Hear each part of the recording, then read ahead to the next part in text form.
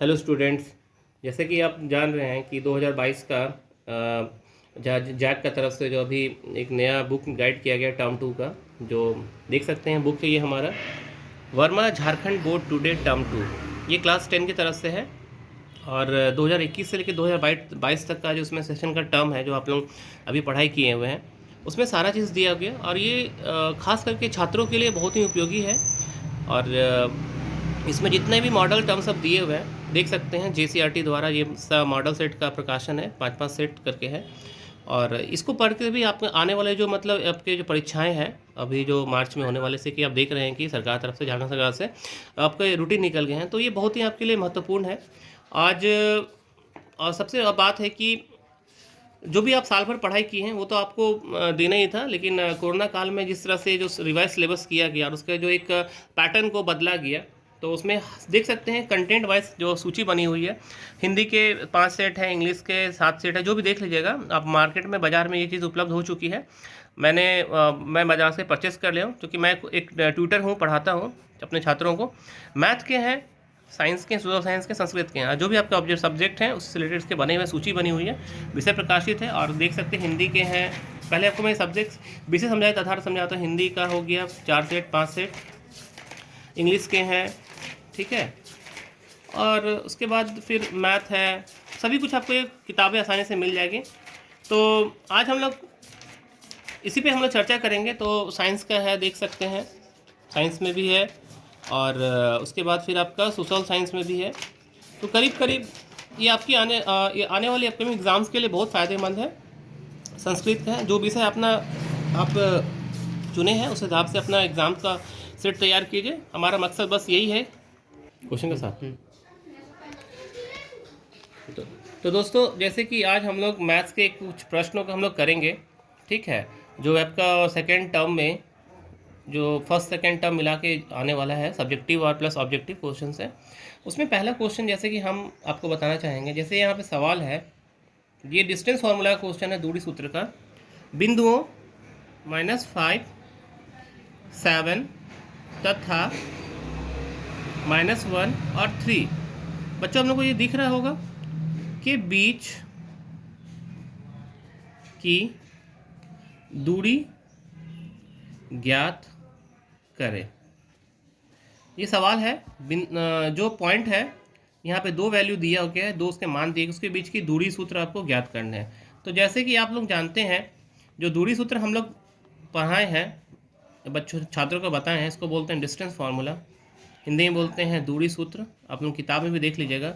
इसका फार्मूला होता है, जैसे AB का हम लोग निकालते हैं, इसका फार्मूला होता है, पहले फार्मूला बता रहा हूँ फिर बताऊँगा, x2 माइनस x1 का whole square plus y2 minus y1 का होल स्क्वायर। छात्रों ये एक सूत्र है, फार्मूला है।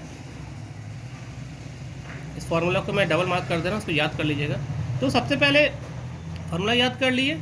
अब इसमें हमें बनाना है इसका फिगर्स को, जो क्वेश्चन है -5, 7 और -1, 3।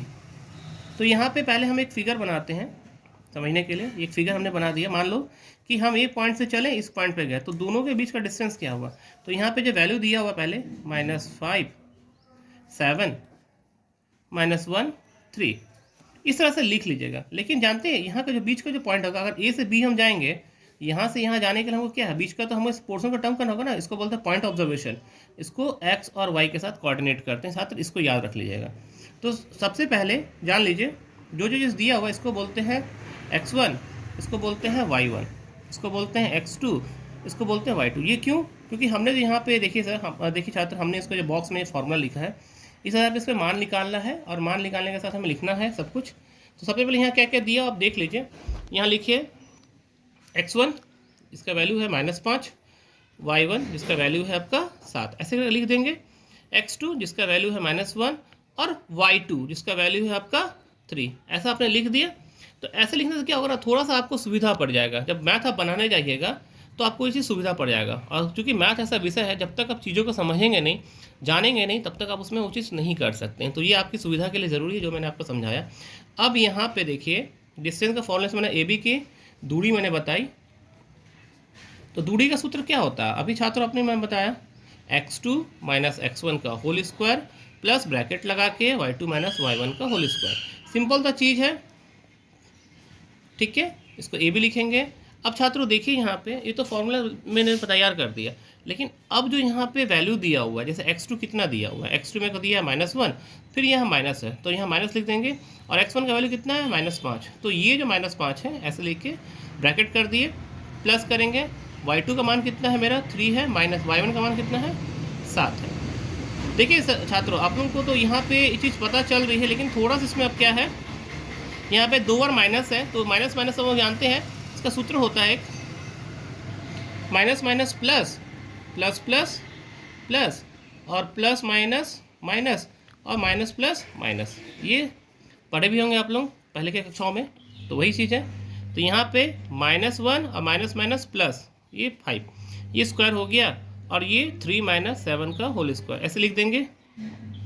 ये भी लिखेंगे, रूट में डालेंगे, माइनस प्लस माइनस, बड़ा कौन है 5 में घटेंगे 4, तो 4 का स्क्वायर हो जाएगा, प्लस 4 में 3 गया 7, ये देखिए 3 माइनस 7 है, 7 में 3 तो घटेगा नहीं, फिर भी इसको लेस करेंगे, ये 4 हो जाएगा, बड़ा 7 है तो यहाँ माइनस लगा देंगे। लेकिन एक बात आप याद रखिएगा, यहाँ तो +4 है बोल के हमने यहाँ 4 लिख दिया क्योंकि यहाँ पे माइनस है, लेकिन एक चीज़ याद रखिए, जब भी कोई भी इक्वेशन को सपोज माइनस से मल्टीप्लाई करते हैं, -4 इंटू -4, ये माइनस में प्लस होता है, 4 चौके 16, तो कोई भी माइनस का स्क्वायर करेंगे तो आंसर इसका प्लस में आता है। तो यहाँ तक तो आपको छात्र समझ में आ ही जाएगा, इस चीज़ को ध्यान से देख लीजिए, क्योंकि चीज़ों को समझना बहुत ज़रूरी है। चीज़ें जब तक आप नहीं समझेंगे, मान नहीं निकालेंगे, कैसे समझ में आएगा।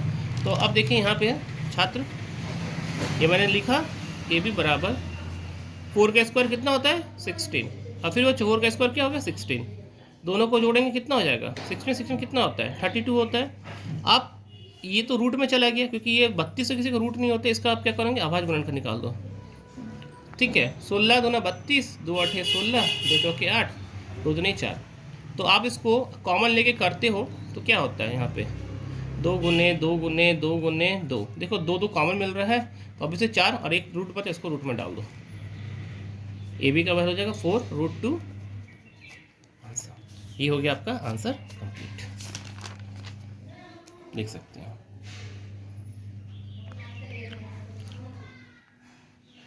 और इसमें अगर कोई परेशानी होगी तो आप हमें हमारे चैनल पे सब्सक्राइब करके हमसे इसकी जानकारी विशेष करके ले सकते हैं। अब एक और सवाल है, तो ये अगला सवाल को हम आप लोगों के सामने रखना चाह रहे हैं, और ये भी आपका टर्म 2 का ही क्वेश्चन है, ट्रिगोमेट्री का क्वेश्चन है, ठीक है। ये भी अच्छा क्वेश्चन है, यहाँ लिखा हुआ मान निकालें 3 नंबर, और ये सवाल आपको शायद आप लोग 3 नंबर लिखे इसमें, 3 नंबर का सवाल है। ये सवाल है 2 tan square 45 degree plus cos square 30 degree. सवाल आप छात्र ध्यान से सुनिए, साइन स्क्वायर 60 डिग्री। सवाल मैं फिर से रिपीट कर दे रहा हूँ, 2 tan square 45 plus cos square 30 minus sine square 60 degree. सवाल है, तो सबसे पहले हम लोग त्रिकोणमिति का जो मैथ बनाते हैं उसके मान को याद रखना बहुत जैसे tan 45 का मान होता है 1, cos 30 का मान होता है 1√3/2 होता है, और sin 60 का मान भी होता है √3/2 का स्क्वायर। तो देखिए कैसे करेंगे, सबसे पहले यहाँ पे पहले इसको लिख लीजिए सजा के, 2 tan square 45 plus cos square 30 minus sine square 60 degree, ऐसा आपने लिखा। तो 2 इंटू tan 45 का मान जैसे मैंने बताया 1, ऐसा लिख लीजिए। cos 30 का वैल्यू होता है 1√3/2 का होल स्क्वायर, माइनस साइन 60 का वैल्यू भी होता है √3/2 का होल स्क्वायर। हम लोग चाहें तो ऐसे प्लस माइनस करके काट भी सकते हैं इसको, लेकिन तरीका से मत बनाएंगे। 2 इंटू 1 का स्क्वायर 1 प्लस, अब देखिए स्टूडेंट, इसको हम चाहेंगे तो प्लस माइनस करके भी, पहले मैं आपको इजी में काट रहा हूँ, ये प्लस माइनस है, इसको ऐसे भी आप काट देंगे तो ये पूरा तो टर्म 0 हो जाएगा, होल टर्म, ठीक है। 2 इंटू 1 2 होता है, आंसर आप चाहोगे तो यहीं ख़त्म कर दो। डियर स्टूडेंट्स, तो आज की क्लास आपको कैसी लगी, जो भी मैथ्स आपको बताए गए हैं वो आपको पसंद आया, समझ में आया? तो ऐसी क्वेश्चंस को समझने के लिए आप हमारे यूट्यूब चैनल को सब्सक्राइब कीजिए और बेल आइकन को दबाइए, प्रेस कीजिए, और इस तरह के जितने सारे मैथ्स के नोटिफिकेशन हैं मैं आपको भेजता रहूँगा। और चैनल को ज़्यादा से ज़्यादा सब्सक्राइब कीजिए, शेयर कीजिए, और क्योंकि शेयर करने से अपने दोस्तों तक आप इसको आप शेयर कर सकते हैं, ताकि उनको भी ये चीज़ समझ में आए, साथ में आप भी सीखिए और लोगों को सिखाइए। Thank you students.